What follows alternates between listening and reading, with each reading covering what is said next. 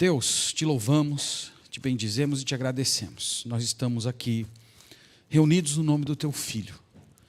A nossa alegria, Senhor, é ler a tua palavra, conhecer o Senhor, entender a tua revelação escrita, mas principalmente, Senhor, sermos transformados por ela. E nós pedimos que o Senhor remova as barreiras, nos ilumine, concedendo-nos a tua graça e a tua presença. E também, Senhor, me dá o poder espiritual para comunicar a tua palavra com convicção e também na dependência do Espírito Santo. Que o Senhor faça a obra em nosso coração hoje. Nós pedimos isso para a glória do teu nome, em Cristo Jesus. Amém. Amém, irmãos. O texto sagrado para o qual eu já lhes conduzo é 2 Tessalonicenses, capítulo 1. Vamos até lá, por favor. E já deixa a sua Bíblia aberta aí nessa passagem, que nós estamos considerando esse primeiro capítulo dessa epístola. Quem acompanhou a última pregação, talvez se recordará que eu comparei o primeiro capítulo dessa epístola numa estrutura que lembra um sanduíche. Você tem duas partes de conforto, no início e no fim, e no meio tem um recheio. O recheio é a vingança de Deus. Então, só para vocês se situarem aí, então vamos olhar o texto sagrado, do verso 6 ao verso 9, é o recheio do sanduíche do capítulo 1. Então, do verso 6 ao 9, nós lemos assim: se de fato é justo para com Deus que ele dê em paga tribulação aos que vos atribulam, e a vós outros que sois atribulados, alívio juntamente conosco, quando do céu se manifestar o Senhor Jesus, com os anjos do seu poder, em chama de fogo, tomando vingança contra os que não conhecem a Deus, e contra os que não obedecem ao evangelho de nosso Senhor Jesus Cristo.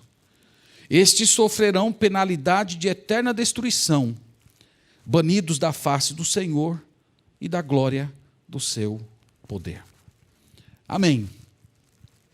Eu disse na última pregação que há duas palavrinhas utilizadas no Novo Testamento para se referir à segunda vinda de Cristo. A primeira palavrinha é parousia e a segunda palavrinha é apocalipse. Eu disse para os irmãos que a palavra parousia é um vocábulo que normalmente foca nos crentes. Essa palavra significa literalmente chegada.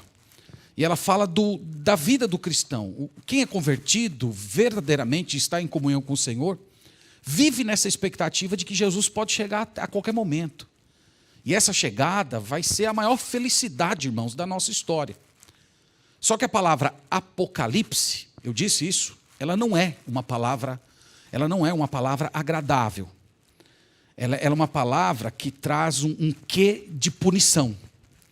E é o que nós temos visto aqui, que esse texto apresenta a segunda vinda do Senhor Jesus Cristo como sendo um apocalipse. Então, o que o autor tem em mente aqui é Jesus Cristo voltando como um juiz, como um executor. E nós lemos e vimos isso na última pregação, que o texto diz que ele virá dos céus com seus anjos em chama de fogo. Então, hoje nós vamos dar continuidade a esse aspecto do Apocalipse. Nós vamos falar um pouco mais a respeito desse tema, nós vamos tentar cavar um pouco mais esse texto, porque esse texto tem muita informação importante, e o tema da nossa meditação será esse: a vingança de Deus e a ruína dos incrédulos. Então, o que nós vamos ver hoje é que o Apocalipse de Deus vai ser uma vingança, e você vai ter que se acostumar com essa palavra, porque essa palavra é usada na Bíblia para falar do julgamento de Deus. E nós vamos também falar da ruína dos incrédulos. Como ela é, como ela se expressa. E vocês vão ver que a descrição que nós temos aqui é simplesmente tenebrosa. Então vamos lá, irmãos. Vamos começar olhando o texto de perto. O primeiro enunciado que eu quero mostrar para os irmãos aqui é que o texto ensina que a vingança de Deus será uma justa retribuição.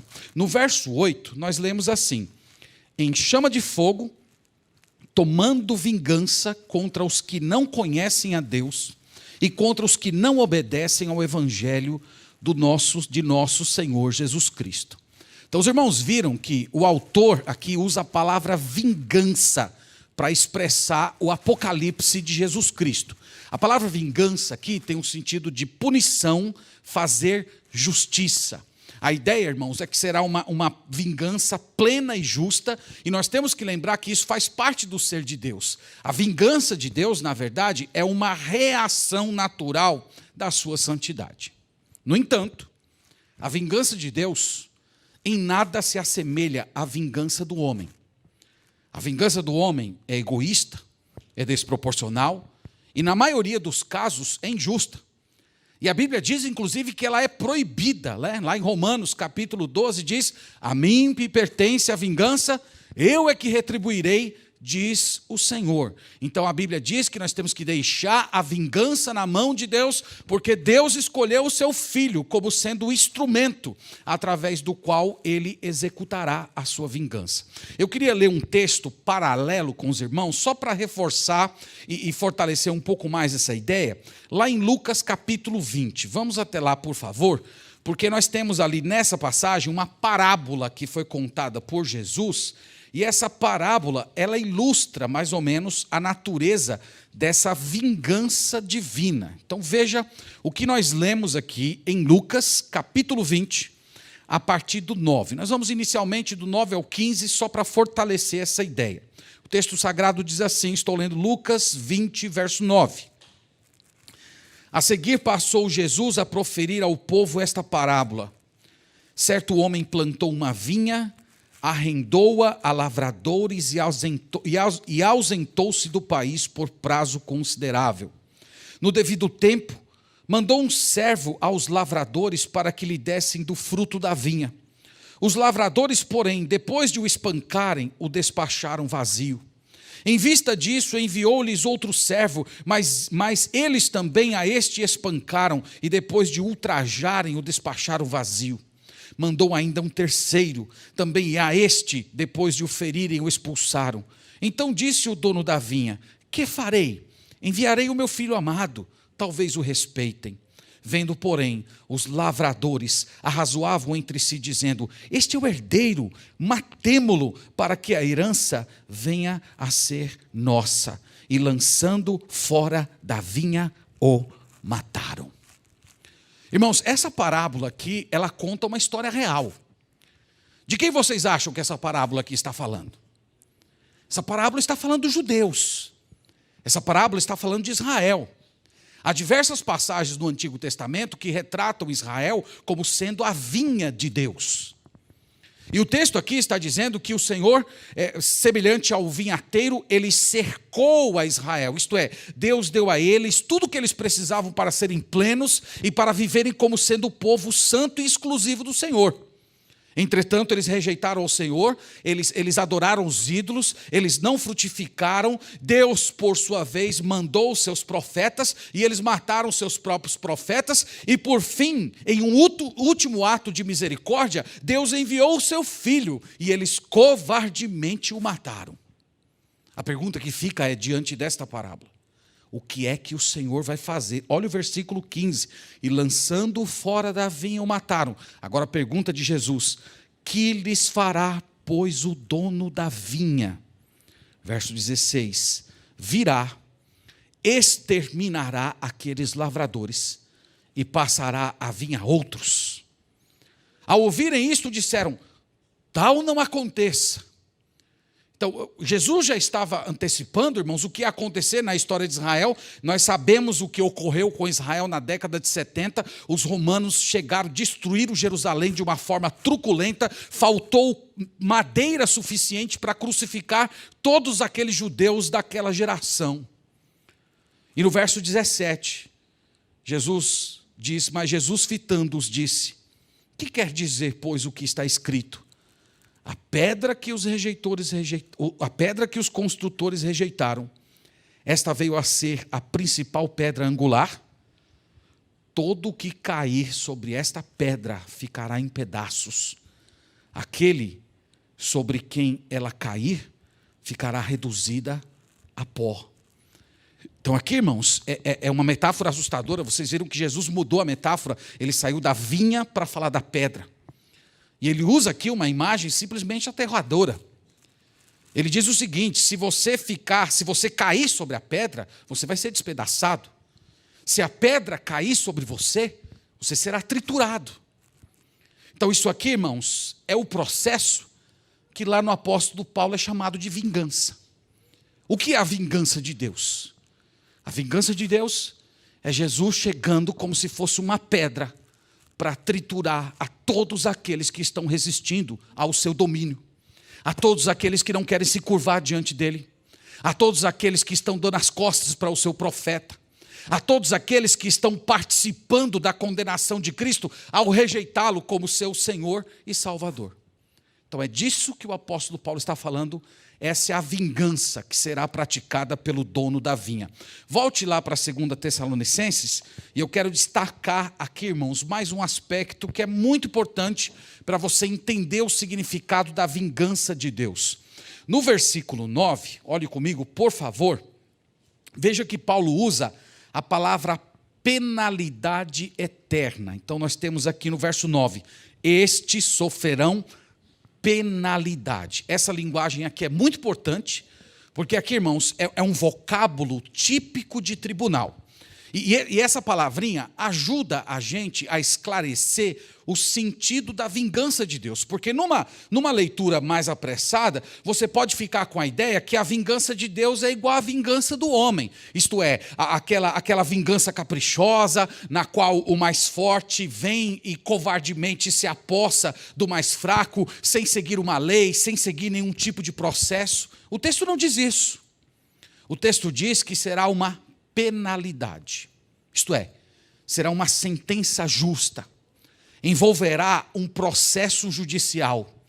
Existe uma lei que Deus deu, os homens cometem delitos, eles quebram essa lei, vai haver a fase em que as provas serão juntadas, o julgamento será executado, a sentença será proferida e a execução será realizada. Então, é assim que funciona a vingança de Deus. A vingança de Deus não é como a vingança do homem, pessoal, caprichosa, desproporcional. Não, o texto diz que será uma penalidade que seguirá todo o processo judicial estabelecido pelo rei desse universo. Tem um texto que mostra isso. Nós vamos interagir com alguns textos auxiliares aqui, mas Romanos capítulo 2... Vão até lá comigo, por favor. Vocês sabem que a alegria do pastor é ver o barulhinho das Bíblias, né, das folhinhas das Bíblias dos irmãos. Então, vocês alegrem meu coração, mudando as folhinhas de vocês aí. Lá em Romanos capítulo 2, versículo 4, veja que ele traz aqui essa mesma ideia de penalidade, falando assim, Romanos 2, verso 4. Ou desprezas a riqueza da sua bondade e tolerância e longanimidade, ignorando que a bondade de Deus é que te conduz ao arrependimento, mas, segundo a tua dureza e coração impenitente, agora veja essa frase, acumulas contra ti mesmo ira, para o dia da ira e da revelação do justo juízo de Deus.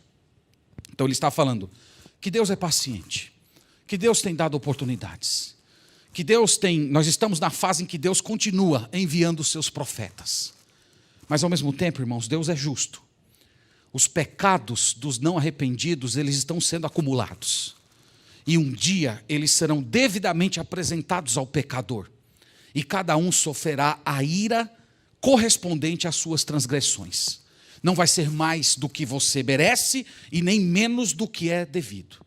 Então, aquelas pessoas que acham que a vingança de Deus é abusiva, que a vingança de Deus é feia, que a vingança de Deus é injusta, é porque não compreendeu a grandeza do crime cometido e nem a dignidade da pessoa que foi afrontada.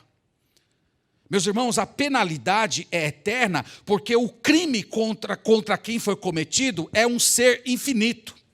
E só uma pena infinita pode fazer justiça à dignidade daquele que é eterno. E o pior crime que uma pessoa pode cometer nesse universo é o crime de se rebelar contra Deus. E é por isso que o texto coloca a punição nesses termos. Os seres humanos, irmãos, eles não gostam muito disso. Na verdade, eles costumam subestimar o horror do pecado E é por isso que eles não conseguem compreender a justiça de Deus.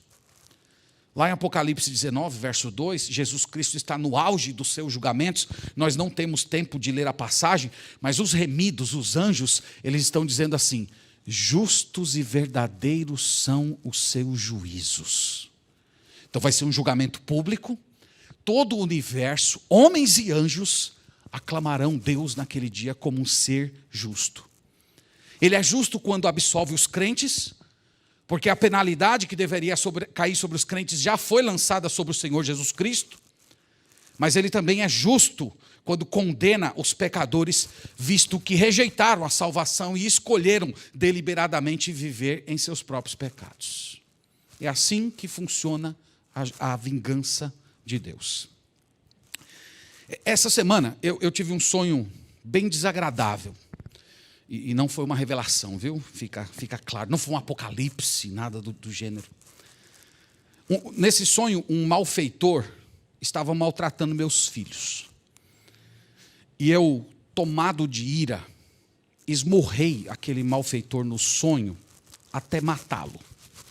Foi horrível. E depois de um tempo, eu fiquei contemplando o rosto daquele ente deformado. Eu comecei a me sentir mal. Eu comecei a ser tomado de remorso. Eu comecei a ser tomado de desespero. E graças a Deus eu acordei, né? Porque é terrível essa sensação. E a questão é, por que eu me senti tão mal? Porque, irmãos, não houve justiça.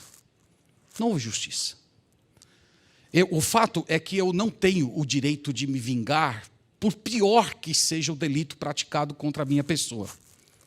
Mas Deus pode, porque Deus não é homem, Deus é Deus. Deus não é súdito, Deus é rei. Deus não é servo, Ele é o Senhor, Ele é o rei, Ele é o legislador, Ele é o juiz, Ele é o executor. Portanto, quando Ele visitar esse mundo com o seu apocalipse, tudo que Ele vai fazer, por mais horrível que seja aos olhos humanos, será justo. Será uma retribuição justa. Porque essas pessoas passaram a vida inteira afrontando a dignidade do ser mais puro, mais digno de louvor desse universo. Isso nos leva a uma segunda questão. Contra quem essa penalidade justa, mas tão severa, será aplicada? Quem são as pessoas que serão objetos da vingança de Deus? No texto sagrado, lá de 2 Tessalonicenses, volte lá, por favor, Paulo menciona alguns grupos. Aqui, irmãos, é muito instrutivo, tá? Acompanhe com atenção aqui, porque para o meu coração mesmo foi muito abençoador olhar de perto as pessoas, os grupos de pessoas que serão visitados pelo apocalipse do Senhor Jesus Cristo. O primeiro grupo está no verso 6, e são os perseguidores do povo de Deus. Veja comigo, verso 6, ele fala assim: se de fato é justo para com Deus, que Ele dê em paga tribulação aos que vos atribulam. Então, o primeiro grupo mencionado aqui pelo apóstolo Paulo, que será objeto do apocalipse, da vingança de Jesus Cristo, são aqueles que atribulam o povo de Deus.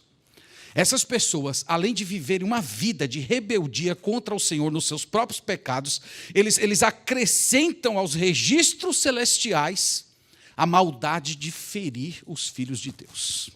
É isso que o texto está dizendo. Os irmãos sabem, nós temos falado isso ao longo das semanas, que esses crentes aqui, eles estavam passando por severa perseguição. Vocês podem ver isso no versículo 4. Ele fala assim: a tal ponto que nós mesmos nos gloriamos de vós nas igrejas de Deus, à vista da constância da vossa fé, em todas as vossas perseguições e nas tribulações que suportais. Então, ele está falando que essas pessoas estavam padecendo perseguições, aflições. Nós temos falado que os crentes de Tessalônica eram novos convertidos, mas estavam sendo acossados por opressão social, ridicularização, tomada de bens, prisões e até morte. E o que Paulo está dizendo? É justo que Deus pague com sofrimento aqueles que fazem os filhos de Deus sofrer. É justo. Eles vão sofrer. Os perseguidores da igreja irão padecer. Irmãos, essas palavras do apóstolo Paulo refletem conceitos bíblicos muito antigos. Você deve se lembrar lá de Gênesis capítulo 12, quando Deus chamou Abraão, Deus diz assim: eu abençoarei os que te abençoarem, e eu irei amaldiçoar aqueles que amaldiçoarem você. O Senhor Jesus falou lá em Mateus 18, versículo 6, que aquele que faz um dos seus pequeninos tropeçar, seria muito melhor que ele amarrasse uma pedra no seu próprio pescoço e se jogasse no mar. Isto é, melhor morrer afogado, uma morte terrível, do que causar dano a algum filho de Deus. Então, irmãos, essas palavras aqui, elas são muito instrutivas, especialmente quando nós consideramos os nossos irmãos que estão padecendo perseguição em alguns países hoje. Considere, por exemplo, os nossos irmãos que vivem nos países islâmicos. Nós temos irmãos padecendo na Coreia do Norte, em Cuba. O que esse texto está dizendo é que é justo que Deus pague com tribulação aqueles que estão atribulando os filhos de Deus.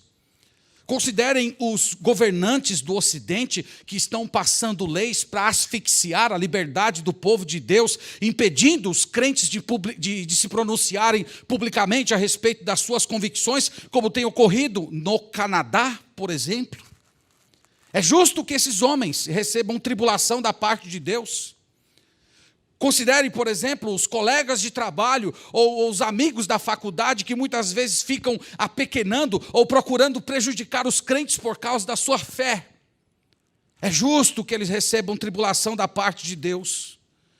Os maridos que zombam da esposa crente, as esposas ímpias que ficam desprezando o marido convertido, que ficam buscando meios diretos ou sutis de impedir com que o seu cônjuge sirva a Deus e se desenvolva na graça de Deus. É justo, irmãos, que essas pessoas recebam tribulação. Deus vai punir todos aqueles que estão fazendo os filhos de Deus sofrer.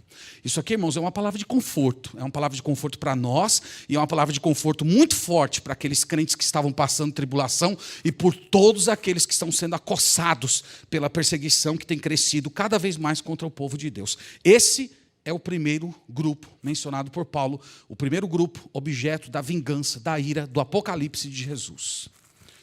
O segundo grupo é mencionado no verso 8. Acompanhe comigo, isso aqui é bem interessante. Ele fala assim: em chama de fogo, tomando vingança contra os que não conhecem a Deus.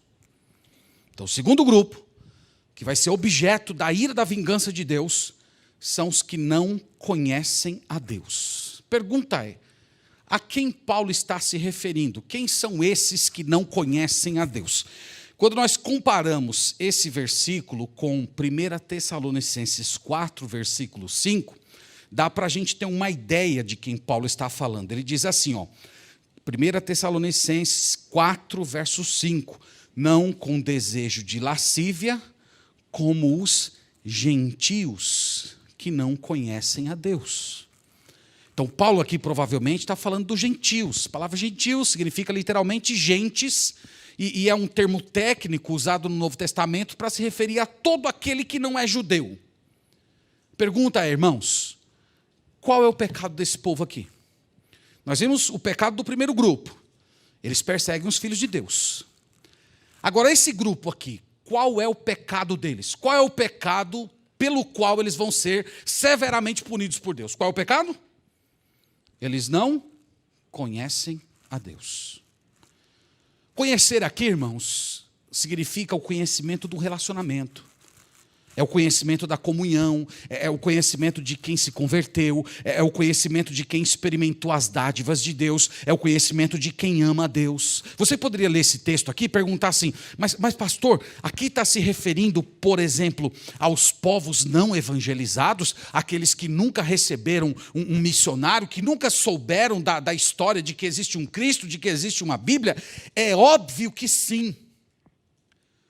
Romanos capítulo 1, meus irmãos, fala que há um conhecimento de Deus disponível em toda a criação. Romanos capítulo 2 informa que Deus escreveu uma lei moral no coração de todo ser humano, de tal modo que mesmo sem ter a Bíblia nas mãos, ele sabe o que é certo e o que é errado. E se esses homens acolhessem essa revelação de Deus na criação e se submetessem à lei moral do coração, é certo que Deus iria revelar para eles o caminho da salvação. Mas ao invés disso, como diz Paulo lá em Romanos, eles se entregaram à idolatria, à imoralidade sexual, à homoafetividade e a uma mente reprovada, é o que diz lá em Romanos capítulo 1. Então essas pessoas, meus irmãos, elas não são inocentes. Diante do vocabulário bíblico, essas pessoas são rebeldes. No Salmo capítulo 2 é dito, inclusive, que eles se levantam contra Deus e contra o seu Messias. E é por isso que é dito aqui que Deus vai tomar vingança contra eles. Eles não conhecem a Deus, não porque Deus não se revelou. Eles não conhecem a Deus porque aquela luz de conhecimento divino que foi dada através da criação e da lei moral, eles simplesmente jogaram aquilo para o lado e resolveram viver uma vida nos seus próprios pecados. Irmãos, essa é uma das razões pelas quais a igreja deve obedecer à grande comissão, orando e enviando missionários para os povos que nunca foram alcançados. Porque há pessoas que não conhecem a Deus e que, se elas morrerem nessa condição, elas estarão eternamente perdidas e punidas. Então esse é o segundo grupo. O primeiro, os perseguidores da igreja. O segundo, aqueles que não conhecem a Deus. E o terceiro grupo também está no verso 8. Veja aí comigo.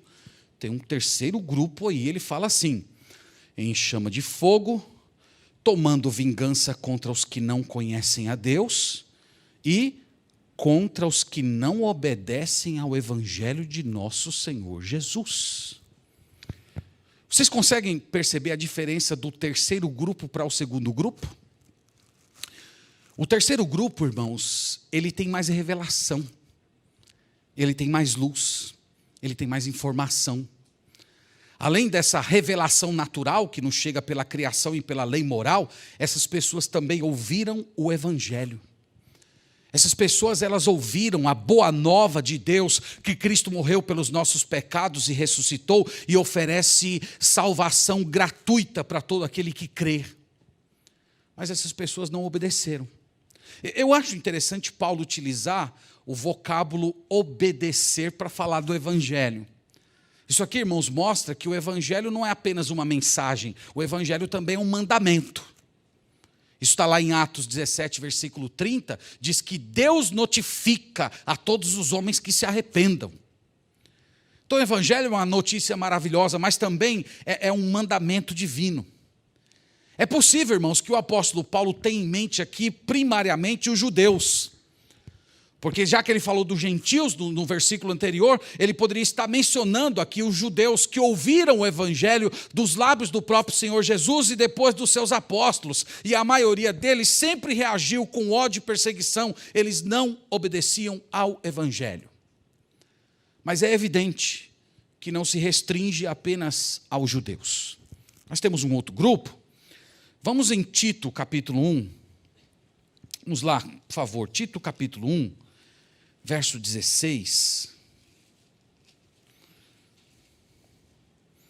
Tito, capítulo 1, verso 16. Nós temos um outro grupo aqui que é mencionado.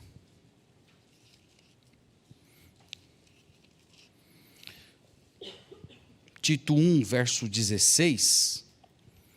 Veja o que o texto diz aqui, ele fala assim: no tocante a Deus, professam conhecê-lo, entretanto o negam por suas obras. É por isso que são abomináveis, desobedientes e reprovados para toda boa obra. Então, são pessoas, irmãos, que falam de Deus, mas ao mesmo tempo negam a Deus. Então, são pessoas que parecem ter uma capa de pessoas que creram em Jesus Cristo, mas o texto diz que, ao mesmo tempo, essas pessoas vivem nos seus pecados. idolatria, imoralidade, avareza, mentira. E enquanto isso, elas vestem uma capa de que conhecem a Deus. Irmãos, eu queria dizer a vocês que a punição dessas pessoas será muito mais severa do que a punição dos perseguidores da igreja e do que a punição daqueles que não conheceram a Deus. Você sabia disso? Você sabia que há graus de punição no inferno, que nem todos receberão a mesma intensidade de punição, todos serão punidos, mas a intensidade será fortalecida de acordo com a sua impiedade? Tem uma passagem que mostra isso. Olha Hebreus capítulo 10, caminha aí um pouquinho para frente. Hebreus capítulo 10 é um texto que está falando daquelas pessoas que ouviram o Evangelho, que conhecem o Evangelho, mas dão as costas para a mensagem do Senhor. Então, Hebreus capítulo 10, verso 26, diz assim: porque se vivermos deliberadamente em pecado, depois de termos recebido pleno conhecimento da verdade, já não resta sacrifício pelos pecados. Sabe o que o texto está dizendo aqui, irmãos? Ele está dizendo assim: se uma pessoa, depois de ouvir o Evangelho, ela continua a pecar intencionalmente, isto é, ela recebeu de Deus revelação suficiente para mostrar que a vida que ela está levando está errada, que não está de acordo com a revelação de Deus, o texto está dizendo: não resta mais sacrifício pelos pecados. Não tem mais possibilidade de perdão. O que resta para essa pessoa? Verso 27. Pelo contrário, certa expectação horrível de juízo e fogo vingador prestes a consumir os adversários. Então, o que o texto está dizendo, o que resta para essa pessoa? Resta um julgamento aterrorizante, com fúria e fogo. Verso 28 e 29 mostra aqui, irmãos, os graus de sofrimento a que eu me referi anteriormente. Ele diz assim: sem misericórdia, morre pelo depoimento de 2 ou 3 testemunhas quem tiver rejeitado a lei de Moisés. Agora veja o 29. De quanto mais severo castigo julgais vós, será considerado digno aquele que calcou aos pés o Filho de Deus e profanou o sangue da aliança com o qual foi santificado e ultrajou o Espírito da graça. Vocês estão vendo que há um castigo pior? Se você vai contra a lei de Moisés, o texto diz: você deveria morrer, mas uma punição infinitamente pior está reservada para aquelas pessoas que pisam o sacrifício de Cristo. A ideia é que essas pessoas consideram o sangue do Senhor Jesus Cristo derramado por pecadores como se fosse algo sem valor. E essas pessoas insultam o Espírito Santo, que a todo momento está oferecendo a graça da salvação. Então, há graus de punição, meus irmãos. As punições mais severas que ocorrerão no dia de Cristo estão reservadas para aquelas pessoas que estão constantemente ouvindo a verdade de Deus e estão a todo tempo dando as costas para o Senhor. No versículo 39, desculpe, no 39 não, no 31, ele termina assim, dizendo: horrível coisa é cair nas mãos do Deus vivo. Então vai ser horrível, vai ser aterrador para essas pessoas. Como vai ser tenebroso o acerto de contas daquelas pessoas que ouviram a mensagem do Evangelho, mas elas simplesmente resistiram. Então, irmãos, esses são os 3 grupos que severamente serão punidos por Deus. Nós vimos os perseguidores da igreja, os que não conhecem a Deus e aqueles que não obedecem ao chamado do Evangelho. Isso nos leva a uma próxima questão. Qual será a punição? Então, qual vai ser a punição dessas pessoas? Irmãos, isso aqui é uma coisa simplesmente chocante. Eu já li esse texto e já estudei esse texto tantas vezes, né? Mas essa semana o Senhor deu muita luz, muita informação que eu não tinha pensado ainda. E eu confesso que agora estou até orando um pouco mais para aqueles que não creram ainda. No versículo 9, nós temos algumas informações aqui que merecem destaque. O texto diz primeiro: estes sofrerão penalidade de eterna destruição. Então, em primeiro lugar, essas pessoas, os perseguidores da igreja, os que não conhecem o Evangelho, aqueles que ouvem o Evangelho e resistem ao chamado de Deus, o texto diz, eles serão eternamente punidos. Não é que eles serão punidos, eles serão punidos por toda a eternidade. Então, irmãos, isso aqui não pode ser sono da alma, isso aqui não pode ser aniquilação, como alguns teólogos querem afirmar. Não sei se vocês já ouviram isso, mas tem alguns teólogos que dizem assim, que o castigo de Deus vai ser uma espécie de aniquilação, que ele simplesmente vai visitar essa pessoa e destruir essa pessoa de uma vez por todas e acabou ali a existência. O texto não fala isso, o texto fala aqui de uma punição eterna. 75 vezes esse vocábulo é utilizado no Novo Testamento e em todos os seus usos traz essa ideia de uma realidade permanente, eterna. E esse termo aqui, que é chamado de destruição, ele é muito interessante, irmãos. Ele significa literalmente ruína. Então, eles serão eternamente arruinados. É o que o texto está dizendo. Então, pense em uma pessoa que está numa condição em que ela reconhece a todo momento que ela está em uma vida arruinada, sem a possibilidade de retorno. O texto aqui, irmãos, não está falando de tempo, o texto aqui está falando de eternidade. O tempo passa, nós temos horas, dias, meses, anos, séculos, milênios, mas não é disso que o texto está falando. Imagina um momento que nunca se acaba. Essa é a força do texto. Pense em um eterno presente em que só se experimenta dor, inutilidade, desesperança, vazio, sem propósito e sem futuro. Esse é o ponto do texto.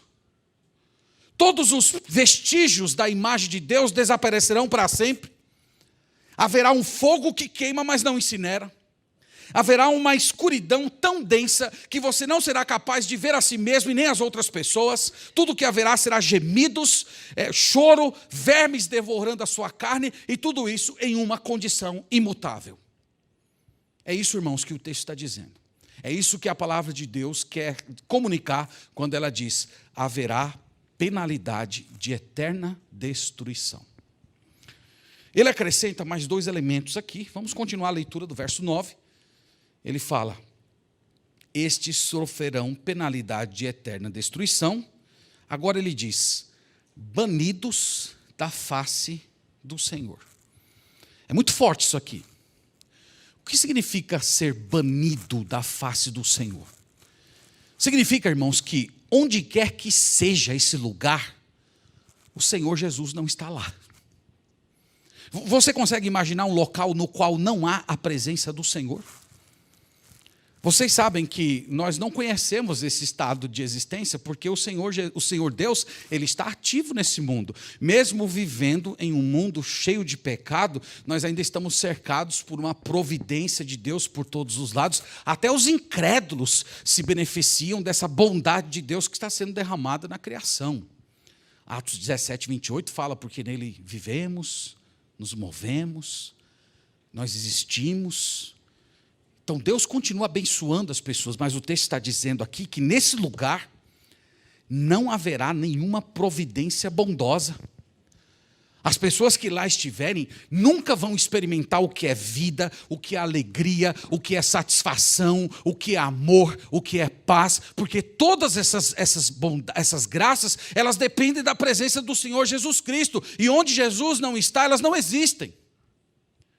Então eles serão banidos da presença do Senhor. Outro elemento, está aí no versículo 9, veja na última frase, ele fala assim: banidos da face do Senhor e da glória do seu poder. O texto está dizendo, irmãos, que essas pessoas, elas nunca mais verão qualquer manifestação visível do esplendor divino. Mesmo vivendo em um mundo que foi atingido do pecado, nós ainda podemos ver traços da majestade divina. Você já foi no pôr do sol, no farol da Barra? Então, o pôr do sol do farol da Barra é um desses vestígios. Você olha para aquele espetáculo e diz: olha, se isso aqui é bonito, imagine o Criador disso aqui. Então, uma noite cheia de estrelas. Essas fotos que estão tirando do espaço agora com esse último telescópio que foi lançado. Cada paisagem simplesmente maravilhosa. Se você quer ter uma experiência de divindade na música, escute o Aleluia de Handel. Se você não ouviu o Aleluia de Handel todo, senta lá um pouquinho num lugar calmo e ouça essa música. E você vai ver, olha, num mundo cheio de pecado, há pessoas que possuem ainda um tipo de inspiração artística divina. Todas as experiências de amor que nós temos nesse mundo, com a pessoa com a qual casamos, com os nossos filhos, com as pessoas da nossa convivência, tudo isso, irmãos, são vestígios da glória do Senhor e do seu poder. Sabe o que o texto está dizendo? É que essas pessoas, elas nunca mais verão qualquer manifestação de beleza ou da grandeza divina. Será apenas um eterno presente de dor, sofrimento e escuridão. Então, irmãos, essa aqui é a vingança do Senhor Jesus. Nós falamos que a vingança de Deus será uma justa retribuição contra os perseguidores da igreja, contra aqueles que não conhecem a Deus e contra aqueles que não obedecem ao Evangelho. A punição será uma ruína eterna em um local em que Deus não está presente, sem qualquer experiência de alívio, alegria ou beleza. É isso que o texto diz, esse é o resumo da passagem. Partindo aqui para as nossas conclusões. Em primeiro lugar, quero me dirigir a você que ainda não entregou a vida ao Senhor Jesus Cristo. Eu espero que tenha ficado claro para você o horror que será esse dia, e que esse dia ele está se aproximando.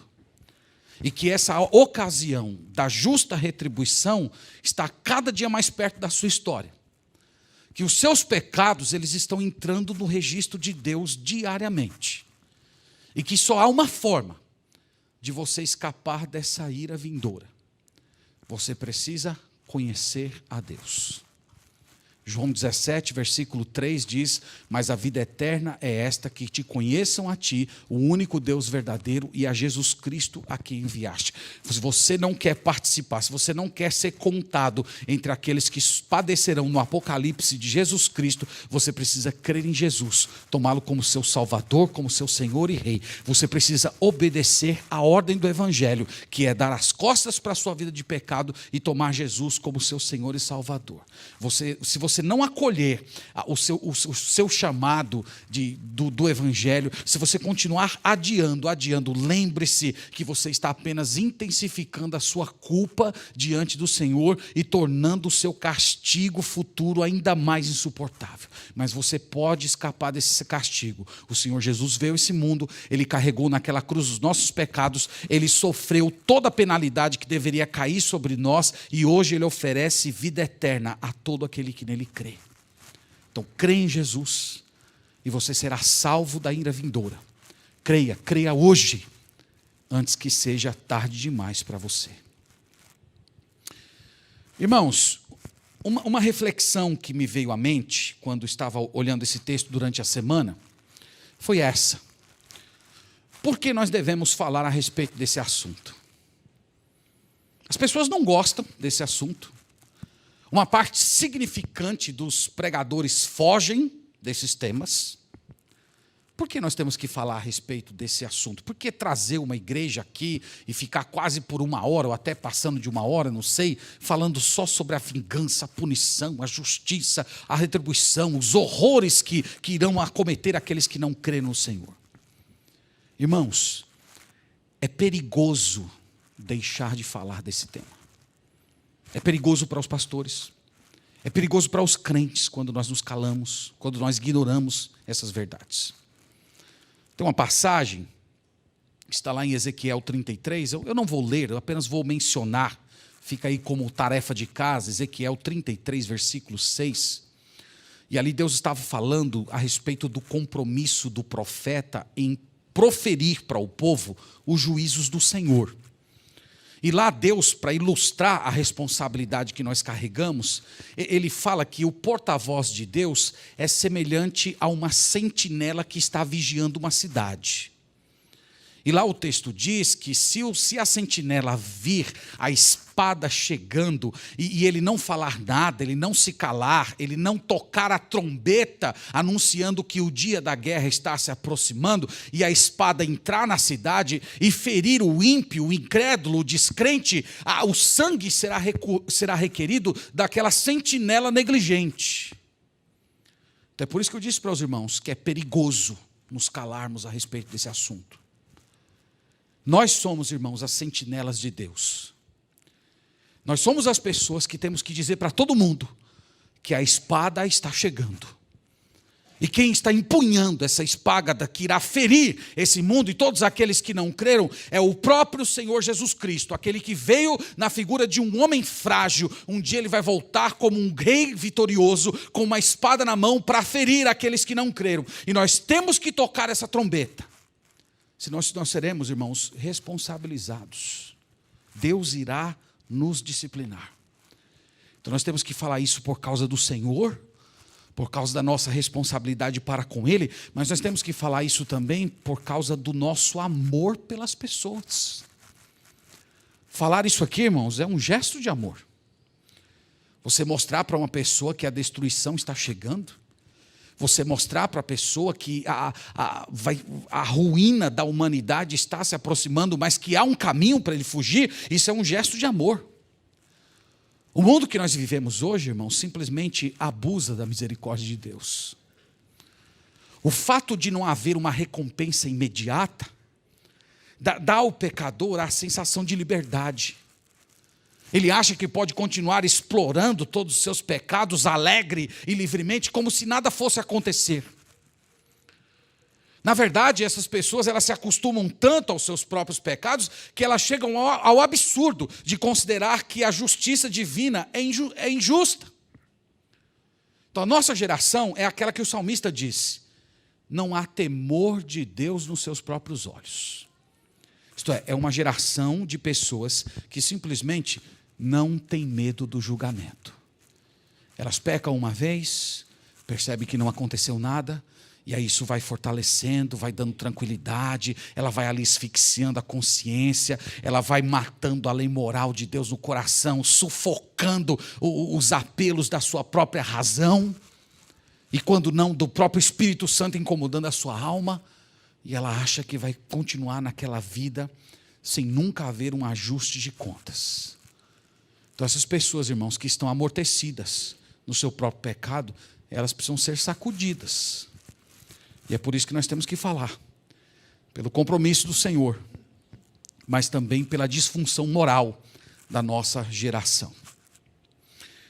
Eu queria me dirigir, eu sinceramente até fiquei pensando se deveria falar isso aqui, mas se tiver alguém ouvindo essa pregação que faz piada, desdenha, critica, oprime os que são de Cristo, será que tem alguém ouvindo que está nessa condição? Olha, se você estiver ouvindo, há uma advertência para você.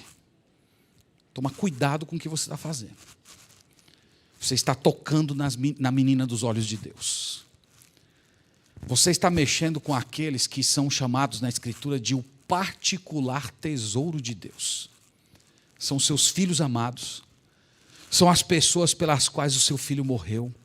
Pare de fazer isso com urgência. Se arrependa. Porque você só está acrescentando pecado sobre pecado. Então você que zomba, você marido que desdenha, você esposa que despreza, não faça isso, não faça isso. Dura coisa é cair nas mãos do Deus vivo. Você que é crente em Jesus, qual é a principal lição que uma pregação a respeito da vingança de Deus poderia lhe ensinar? Eu creio, irmãos, que pensar sobre essas questões, conforme vimos aqui, o horror do inferno, a intensidade da punição, deveria produzir em nós um forte apreço pelo Senhor Jesus Cristo. Sabe por quê? Porque todas essas punições terríveis que nós acabamos de descrever aqui hoje, elas foram sofridas pelo nosso Salvador na cruz. Pense nisso. Foi Ele que disse: a minha alma está profundamente triste até a morte. Foi Ele quem afirmou: Deus meu, por que me desamparaste? Ele foi banido da presença de Deus. Ele bebeu todo o cálice da ira de Deus que vimos aqui nessa passagem. Ele sofreu essas penalidades de um modo voluntário, movido por amor a nós e para nos livrar desse dia da vingança. E é por causa disso, irmãos, que nós devemos amá-lo, honrá-lo, agradá-lo, obedecê-lo e viver uma vida de gratidão. Nós temos que cultivar uma obediência livre como a dele foi. Nós temos que buscar o seu reino e justiça em primeiro lugar. Ele é digno do nosso louvor, admiração e amor. Porque toda essa ira foi lançada sobre ele para que você tivesse vida hoje. Então essa é uma preciosa lição que uma pregação a respeito da vingança de Deus ensina para os filhos de Deus. Irmãos, que o Senhor nos abençoe, que a palavra dele habite ricamente o nosso coração. Na próxima pregação, nós vamos continuar falando sobre a segunda vinda de Jesus. Mas nós vamos mudar o foco. Nós não vamos falar mais do Apocalipse. Tá bom de Apocalipse, né? Por hora tá bom. Nós vamos falar da parousia.